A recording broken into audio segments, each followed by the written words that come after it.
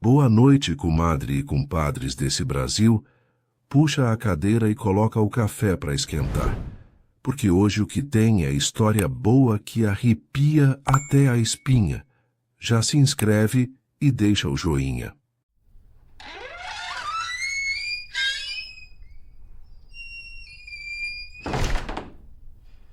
Na zona rural de Lavras da Mangabeira, no interior do Ceará, existe uma fazenda antiga, isolada, onde o tempo parece andar devagar.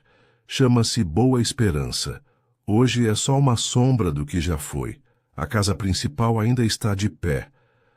As telhas gastas, as paredes rachadas, e no terreiro pés de manga crescem meio sem rumo. Mas antigamente era diferente. Havia festa, colheita, gente. Agora só o silêncio mora lá. Foi nesse lugar que Dona Nazilda, já com seus 60 anos, decidiu passar uns dias. Levou consigo o sobrinho, Ítalo, rapaz de cidade grande. Queria descansar a cabeça, como ele dizia. Desligar tudo, celular, barulho, pressa, chegaram cedo numa manhã seca de junho. O cheiro de terra quente e fruta madura preenchia o ar. A casa parecia dormindo, como se esperasse há tempos por alguém. A primeira noite foi tranquila. Conversaram à luz do lampião. Nazilda contou histórias antigas. Ítalo ouvia em silêncio, achando tudo curioso e estranho. Dormiram cedo, embalados pelos sons do mato.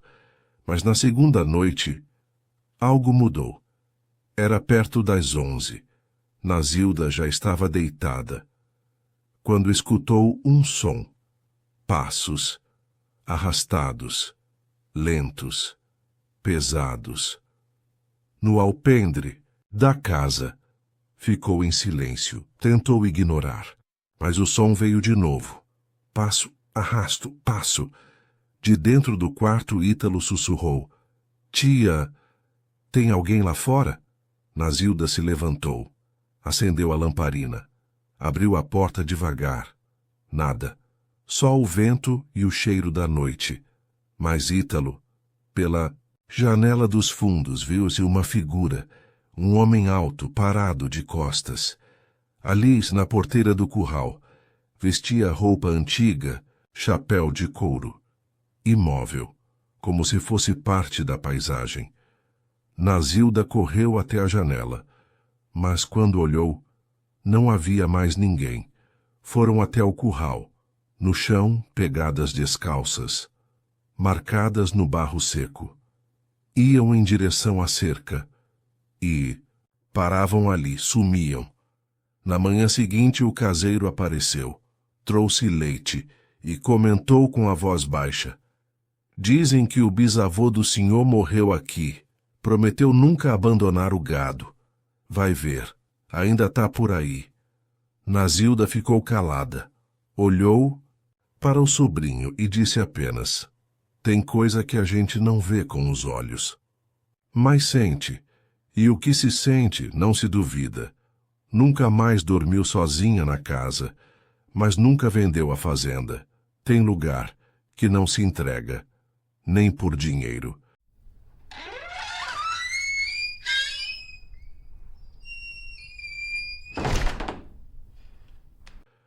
Nos arredores de Buritizeiro, Minas Gerais, tem muito mato fechado, muito campo, de terra vermelha, e muita história que ninguém explica direito. João Cido era mateiro desde moço. Conhecia trilha, rastro, cheiro de bicho, sabia o tempo só de olhar o céu. Naquela tarde seca de setembro, resolveu sair para caçar tatu. Levou só o necessário. Um bornal com farinha e carne seca, facão amolado, lanterna e a espingarda velha de sempre. Diz que tatu costuma sair quando o calor abaixa. Então João esperou o sol cair atrás dos buritis. Entrou no mato por um caminho conhecido. Cruzou uma vereda fina de água rasa, onde a terra fica escura e mole. Nem se preocupou. Já tinha passado por ali 1000 vezes. Seguiu o rastro no chão. Tatu raçudo, dos grandes. Rastejou por uns 20 minutos até achar a boca da toca. Ajeitou tudo. Preparou a espera. O céu foi ficando cor de chumbo. O vento parou. Tudo ficou muito quieto. Foi então que ouviu um som leve, como se alguém andasse no mato. Folha seca, quebrando. Passos. Mas não era bicho. Era gente. Devagar, João Cido ficou parado, coração firme. Conhecia cada som da mata, mas aquele não era normal. Gritou: "O de casa!" Nada. Silêncio. De repente, o barulho veio de novo, do outro lado da vereda. Passos e um assobio. João respondeu com um assobio curto. Era costume entre os mateiros. O som voltou. Mas do outro lado, o mesmo assobio. Só que estranho. Como se alguém estivesse imitando, mas não soubesse direito como. João começou a desconfiar. Pegou o bornal, se levantou. Decidiu voltar. Foi andando rápido, tentando manter o rumo. Mas tudo parecia mais escuro. As árvores mais próximas. A vereda mais larga. Do mato vinha só aquele assobio. Sempre igual. Sempre atrás dele. Quando chegou na beirada da trilha principal, parou. Olhou para trás. Nada. Só os grilos voltando a cantar, como se a mata respirasse aliviada por ele ter saído. Em casa, não contou nada no jantar. Só disse: "Hoje o Tatu escapou", mas nunca mais foi caçar sozinho depois disso.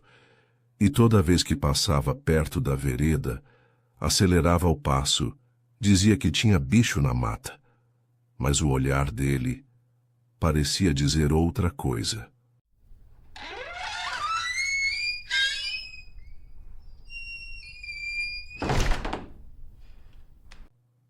Pelas bandas do agreste de Gameleira, Pernambuco, existe um velho engenho tomado pelo mato.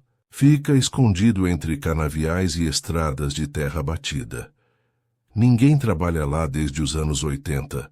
Só restam as paredes grossas, o telhado furado e o cheiro doce do melado, que parece não ter ido embora de vez. O lugar é conhecido como Engenho São Jerônimo, e quem é da região evita passar por perto depois do fim da tarde. Mas Raimundo, um senhor calado e de poucas palavras, não ligava para essas coisas. Era tratorista aposentado, acostumado com o mato e com a solidão. Foi ele que contou o que viveu ali. Disse que, certa vez, resolveu entrar no engenho para pegar madeira. As janelas da casa sede ainda tinham pedaços bons, e ele queria aproveitar. Chegou, por volta das 4. Sol ainda forte, mas já descendo. Estacionou a caminhonete, desceu com o facão e a caixa de ferramentas. O lugar estava quieto, calado. O silêncio ali era diferente, mais pesado. Raimundo entrou por uma porta lateral. Paredes úmidas, chão de barro batido. Algumas telhas deixavam a luz passar em feixes finos que cortavam o ar cheio de poeira. Pegou uma tábua encostada na parede e começou a medir. Foi aí que ouviu, lá do fundo do engenho, uma voz, baixinha, feminina, dizendo algo que ele não entendeu. Parou. Ficou quieto, tentando escutar melhor. Nada. Achou que fosse coisa da cabeça. Voltou para o serviço. Mas a voz veio de novo. Um sussurro. Mais perto. Dessa vez, parecia dizer: "Raimundo." Ele parou, congelado. O coração firme, mas atento. Olhou para dentro do engenho. Sombras dançavam com o vento que passava pelas frestas. A voz não veio mais. mas o ar ficou diferente, mais frio, mais pesado. Raimundo largou a madeira, virou as costas e foi embora. No caminho, olhou pelo retrovisor. Na porta do engenho, jurou ver uma figura parada, pequena, de vestido claro, imóvel, mas não voltou para conferir. No outro dia, passou por lá de novo. A madeira continuava no mesmo canto, só que agora tinha marcas no chão, pegadas pequenas, como de criança descalça. Desde então, Raimundo não entra mais no engenho.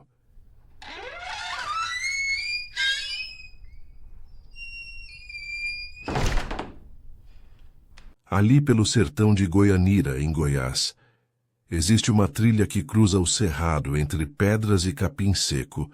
Dizem que foi caminho de tropeiro, daqueles que levavam boiada e sal de um lado para o outro, nos tempos de antes.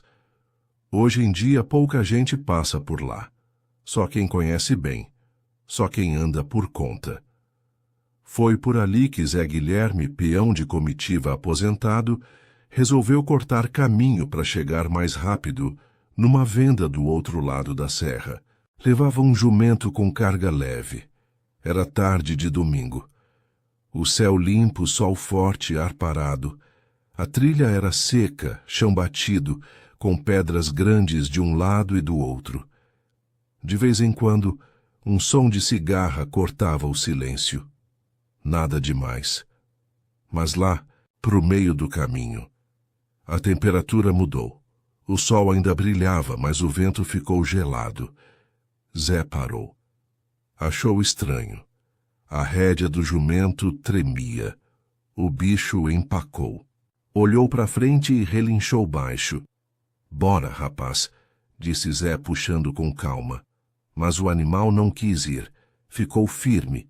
E foi aí que ele viu, no meio da trilha, uma figura encapuzada, alta, magra, parada, de costas. Não fazia barulho. Não se mexia, mas estava lá, entre as pedras, como se sempre tivesse estado. Zé ficou olhando. Tentou chamar. "Ô, compadre, tá perdido?" Nada. A figura virou, devagar, mas não tinha rosto. Era como se o pano do capuz fosse um buraco escuro, sem feição. Sem sombra, Zé sentiu um arrepio subir pelas costas. Segurou a rédea com força. Deu meia volta. O jumento agora sim correu, como se tivesse ganhado alma nova. Só pararam depois de atravessar o riacho, longe da trilha. Zé não contou para ninguém por um tempo. Só falou com o compadre mais velho, que respondeu assim: "Você pegou o caminho velho, Zé. Trilha de morto não se anda sozinho. Tem hora que o passo da gente cruza com o de quem não descansou direito." Desde então, Zé evita atalhos. Prefere estrada longa. E quando passa perto, da trilha de pedra, se benze mesmo sem ninguém ver.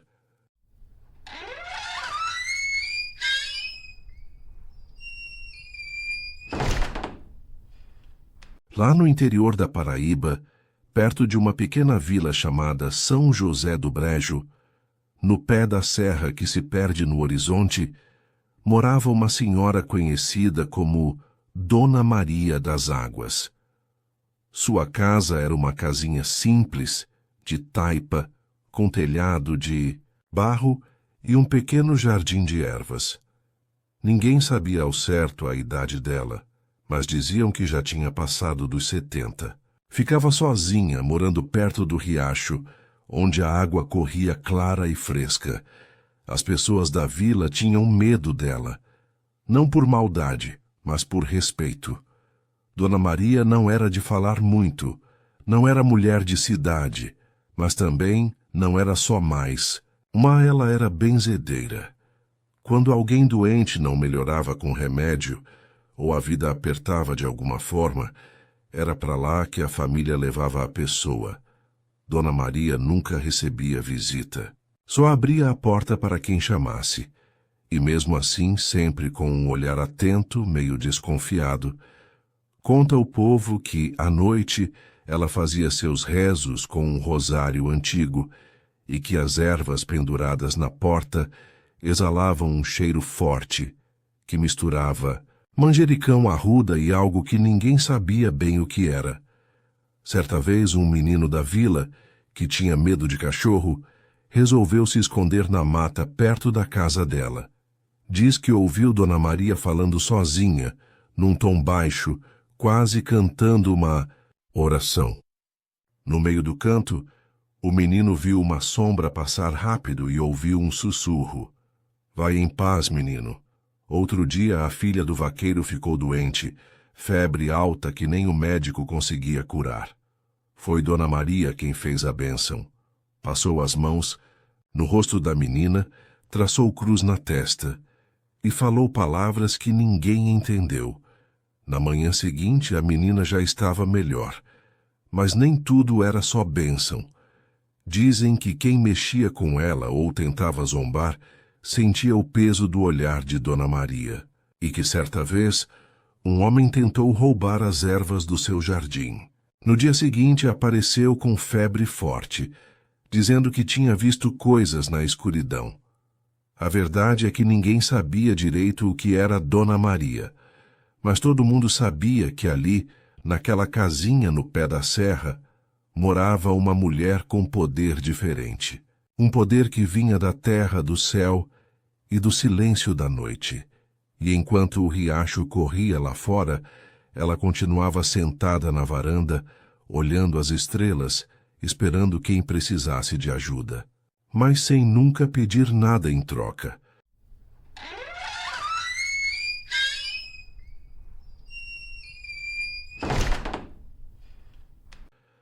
Lá naquelas bandas de Minas Gerais, perto da cidade de Alfenas, tem uma fazenda chamada São Bento. Faz tempo que ela está lá, no meio do mato, cercada por eucaliptos e capim alto. Quem morava lá era o seu. Antônio, homem de poucos amigos, mas conhecido por sua honestidade e jeito firme. Criava gado, cuidava da terra e gostava das coisas simples. Certa tarde, no fim de inverno, seu Antônio estava no curral ajeitando as cercas, quando ouviu um barulho diferente. Não era o som dos bois, nem das aves. Era um passo firme, pesado, que vinha do caminho da mata. Aquela trilha que leva para a cidade. Olhou para o lado e viu um homem estranho chegando. Vestia roupa velha, meio suja, chapéu de palha e um olhar cansado. Não disse de onde vinha, só pediu água e um pouco de comida. Seu Antônio, sempre cuidadoso, ofereceu o que tinha.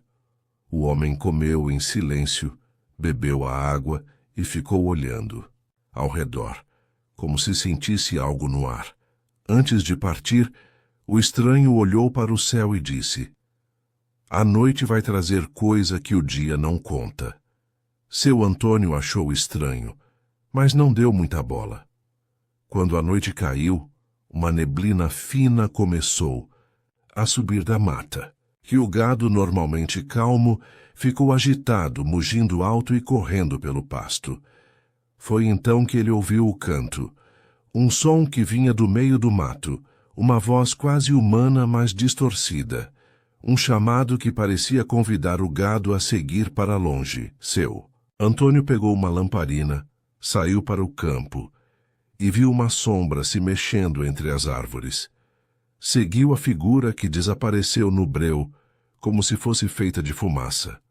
No dia seguinte, encontrou rastros estranhos perto do pasto, marcas que pareciam pegadas de gente, mas deformadas, como se o chão tivesse sido queimado. Desde então, seu Antônio nunca mais viu o homem estranho. Mas sempre que a neblina sobe na fazenda, ele fica alerta e diz que o mato guarda segredo que ninguém devia chamar. E aí, o que você acha? Essa história é só invenção do povo? Ou tem coisa aí que a gente não entende, mas respeita? Se você curte esse tipo de relato, cheio de mistério, causos do interior e assombração de verdade, deixa o like, se inscreve no canal e compartilha com alguém que adoraria ouvir essa história tomando um cafezinho bem passado. Ah, e comenta aqui embaixo, você já viu ou ouviu algo assim na sua cidade? Quem sabe a próxima história contada aqui seja a sua. A gente se vê no próximo Café com Assombração. Até lá.